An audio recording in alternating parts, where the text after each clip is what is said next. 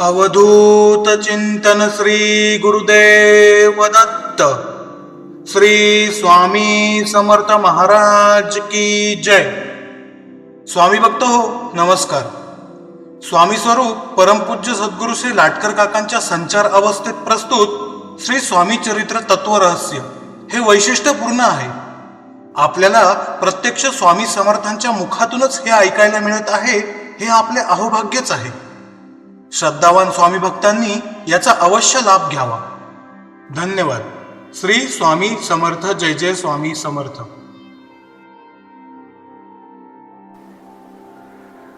आज सद्गुरु का दिन है, विशेष दिन,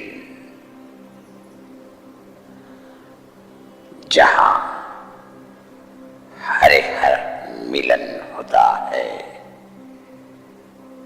दत्त स्वरूप में।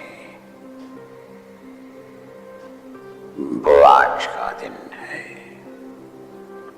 जहां पालनहार, ज्ञान प्रदाता समुचित होते हुए त्रिमूर्ति में प्रकट होते हैं। वो श्री हरिहर दत्तात्रेय का आज प्रकट दिन है। इसी के कारण आज के दिन हमारे भक्त के घर में हम प्रकट हुए। प्रत्येक भक्त ने मेरा दर्शन अवश्य लेना, मेरे चरण चिन्ह सुनिश्चित किए गए। अवदंबर के तले में हरिहर दत्तात्रेय शुभाशीर्वचन देने के सुप्रतिष्ठित हुए हैं तथा मैं सगुण साकार प्रकृति को स्वयं के साथ लेते हुए ब्रह्मा हरिहर का अवतार तारणहार स्वामी गुप्त रूप में स्थान पर प्रतिष्ठित हूं। यथा योग्य समय मेरा क्रम निश्चित है तथा मेरा स्थान भक्त के हृदय में अखंडता से है।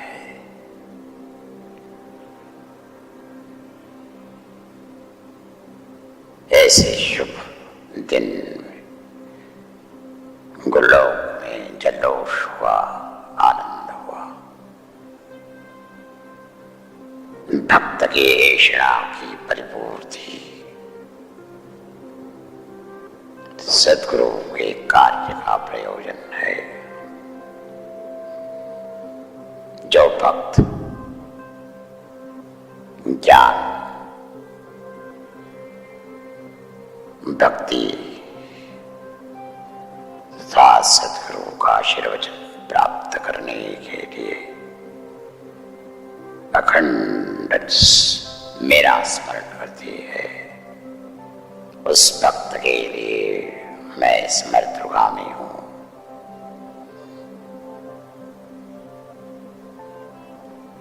ऐसे हरिहर दत्तात्रेय मेरा ही स्वरूप है। इसी के कारण आज के दिन प्रति गुरुवार हमने हमारे चरित्र के कथन सुनिश्चित किया है, जिसमें हमने गत गुरुवार तक गुरुपीठ के बारे में, उसके रहस्य के बारे में कथन किया था। जो भक्त त्रिगुण रूप प्रकृति के प्रभाव से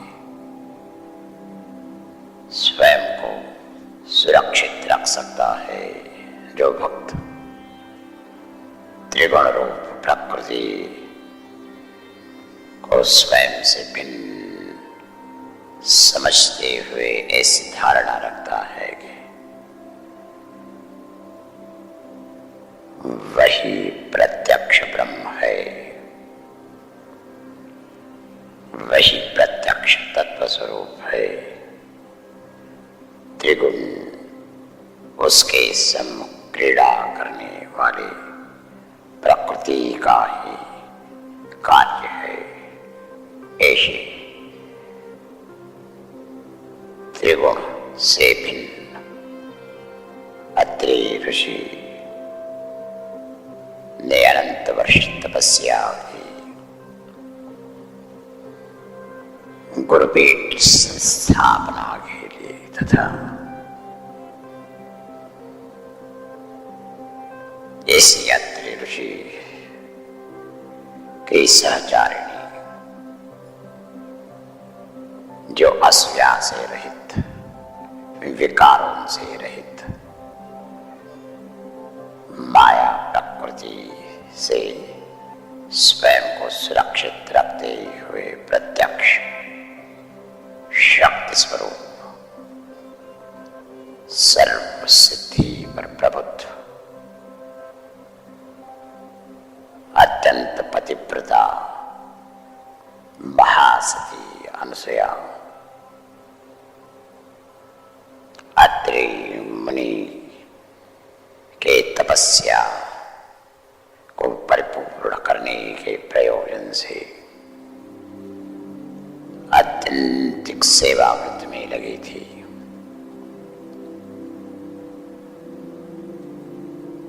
त्रिगुण से जब रहित होता है तब शक्ति स्वरूप होता है। जैसे शिव शंभो जो स्वयं समाधि में आनंद लेते हुए शक्ति रूप से प्रकट होते हैं, जगत के कार्य, जगत की सृजनशीलता, जगत का पालनहार, जगत में जो ब्रह्म माया है उसका नाश, उसकी लय करने के प्रयोजन से ऐसे शिव शंभो का आविष्कार ही शक्ति है। उसी तत्व स्वरूप त्रिगुण से परे अत्रि ऋषि, प्रकृति से परे अत्रि ऋषि की शक्ति ही अनुसया थी। जब त्रिगुण से रहित होते हैं तब सारे विकारों से रहित और आविष्कार शक्ति से ही बनता है, वही अनुसया है। ऐसे अनुसया सती पतिव्रता और ऐसे अत्रि मुनि तपस्वी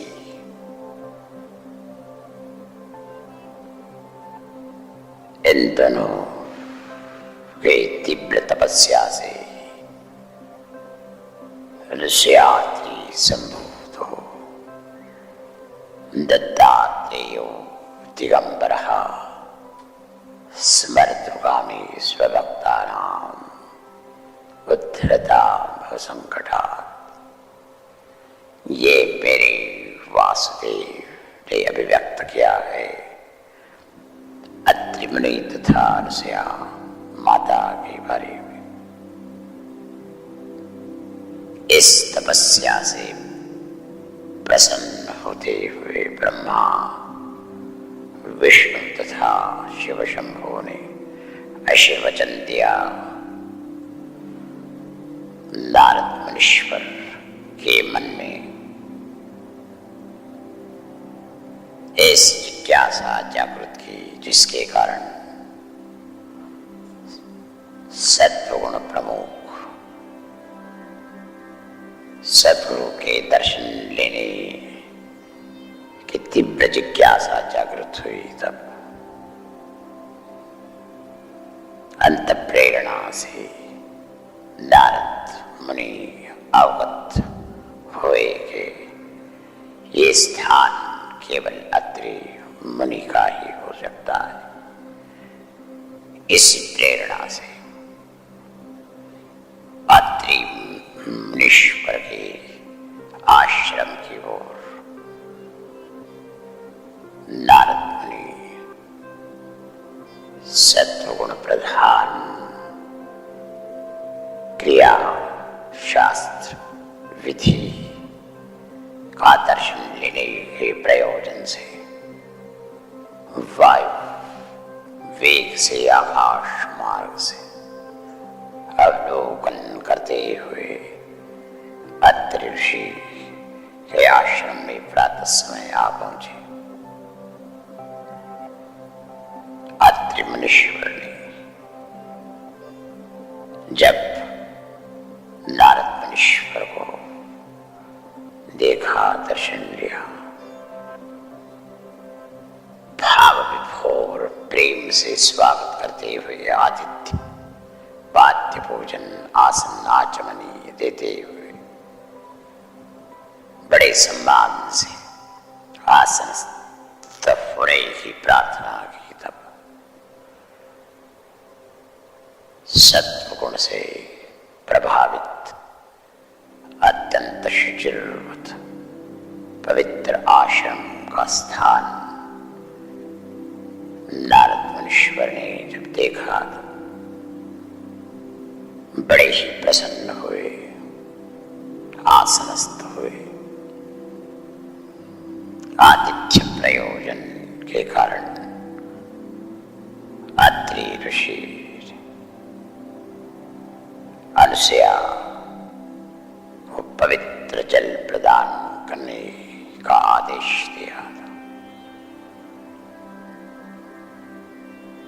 उसी समय गृहकृत्य में व्यस्त अनुसया मुसल्ला से गृहकृत्य में व्यस्त थी। जैसे ही आदेश प्राप्त हुआ, वही काष्ठ का मुसला जैसे जिस स्थिति में था उस स्थिति में ही स्थित हुआ। कारण अनुसया का अधिकार, प्रभुत्व, स्वामित्व संपूर्ण चराचर के अणुरेणु में सिद्ध था। जो भी जैसे भी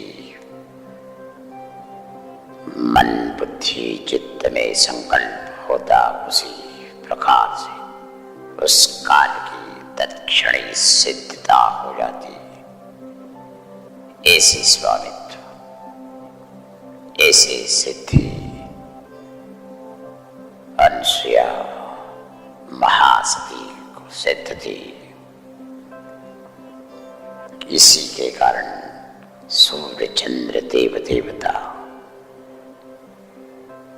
अनुसया माता का अत्यंतिक आदर करते थे। सूर्य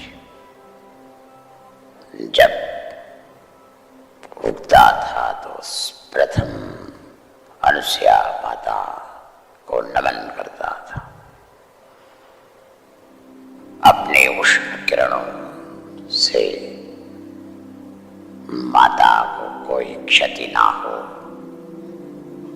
इसके बारे में बड़ा सतर्क था आदित्य। और इसके कारण मंद मंद किरण, सुखद किरण का ही स्पर्श माता को देता था। चंद्रमा स्वयं का तेज अनुसया के मुखमंडल पर प्रक्षेपित करता था। पशु पंछी सारे माता की दृष्टि स्वयं पर जाए इसके बारे में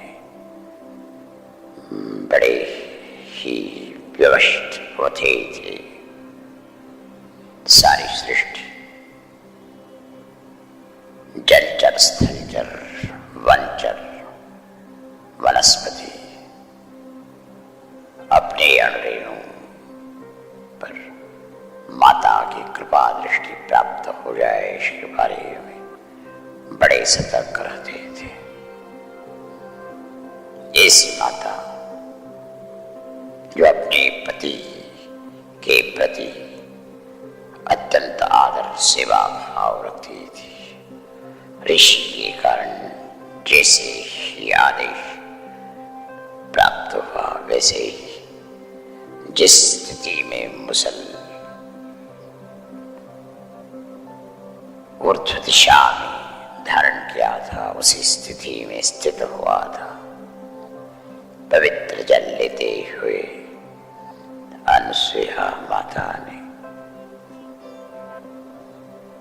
नारद मुनीश्वर को जल प्रदान किया था। मुनीश्वर नारद ने ऐसी स्थिति को जब देखा तो बड़ा चंबा, बड़ा आश्चर्य हुआ।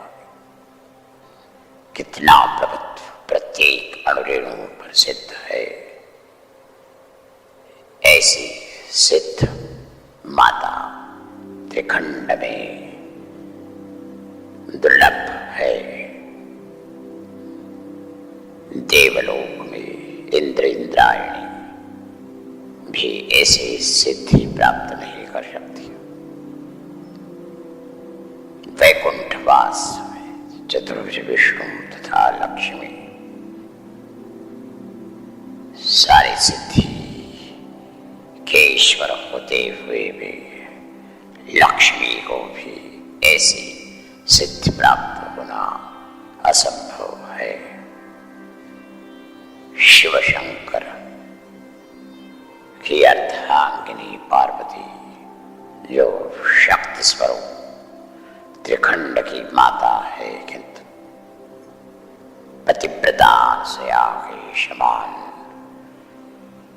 इतना अणुरेणु पर प्रभुत्व प्रस्तावित करने में सक्षम नहीं थी तथा ब्रह्मदेव की अर्धांगिनी सावित्री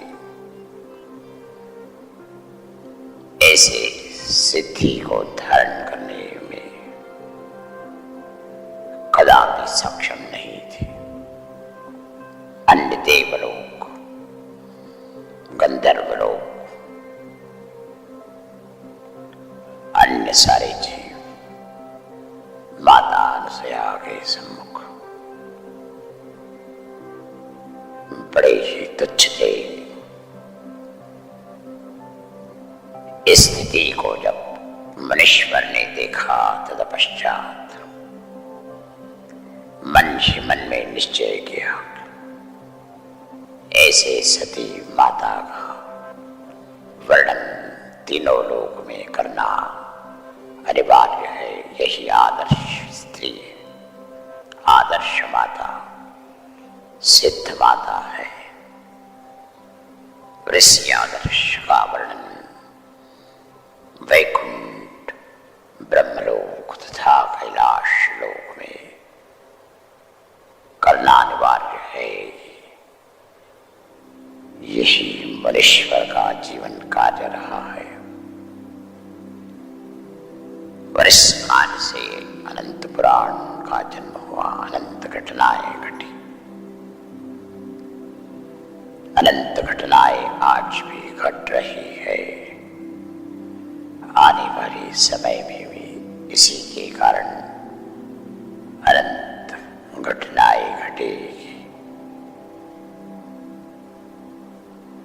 जल प्राशन करने के पश्चात नारद मुनीश्वर वैकुंठ लोक में पधारे।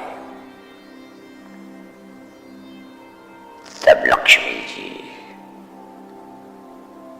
चतुर्भुज विष्णु का ही चिंतन कर रही थी।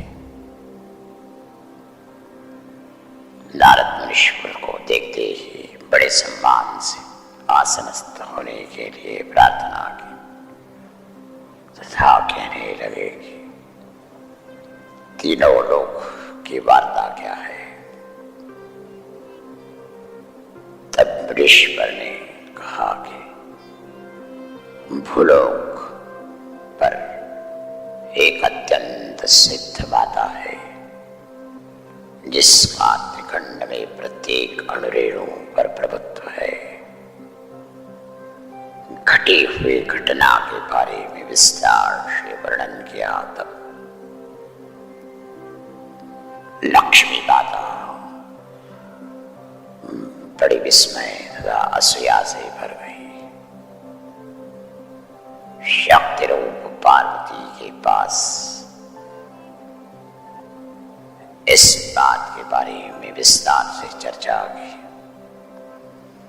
ब्रह्मदेव की पत्नी सावित्री भी इस चर्चा में संवाद करते हुए ऐसे सिद्ध सती के बारे में तीनों स्त्रियों में बड़ी ही असूया उद्भव हुई। यही माया है। सारे विकार, अहंकार, क्रोध, असूया, यही अतीत की घटना घटने के कारण निर्माण की हुई माया है।